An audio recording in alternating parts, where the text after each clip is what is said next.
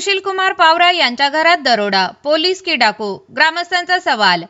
Mobile, पैसे, कागदपत्रे, गाडीची चावी चोरीची शहादा पोलीस ठाण्यात तक्रार। शहादा प्रतिनिधी। Samsung A70 mobile, gas cylinder, पैसे, कागदपत्रे, प्लेझर गाडीची चावी इत्यादी वस्तू घरातून चोरी झाल्याबद्दल गुन्हा दाखल करून कायदेशीर कारवाई करा, अशी तक्रार सुशीलकुमार पावरा यांनी शहादा पोलीस ठाण्यात दाखल केली आहे।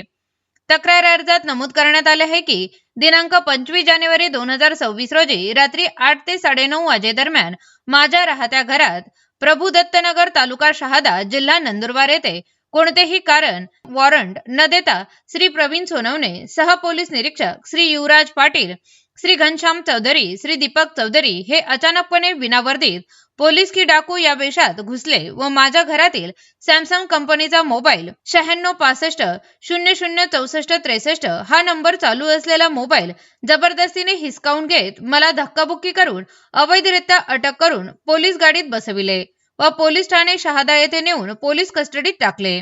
दिनांक 25 जानेवारी 2026 रोजी माझ्या राहत्या घरात अचानक पोलीस घुसल्यानंतर माझ्या घरात असलेला सॅमसंग A70 नावाचा 30,000 रुपये किमतीचा मोबाईल, HPH गॅस सिलेंडर, माझ्या घरातील 5,015 रोख रक्कम व सुटकेस मधील काही महत्वाची कागदपत्रे, प्लेजर गाडीची चावी इत्यादी वस्तू चोरीला गेल्या आहेत।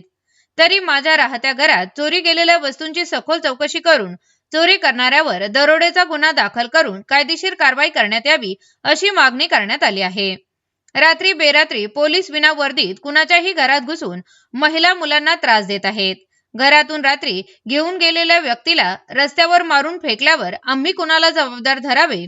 आमच्या घरात पोलीस दिवसा न येता रात्री बेरात्री कोणत्या उद्देशाने येतात? रात्री घरात घुसलेले पोलीस होते की डाकू, चोर होते हे आम्ही कसे ओळखावे? असा संतप्त सवाल ग्रामस्थांनी उपस्थित केला आहे।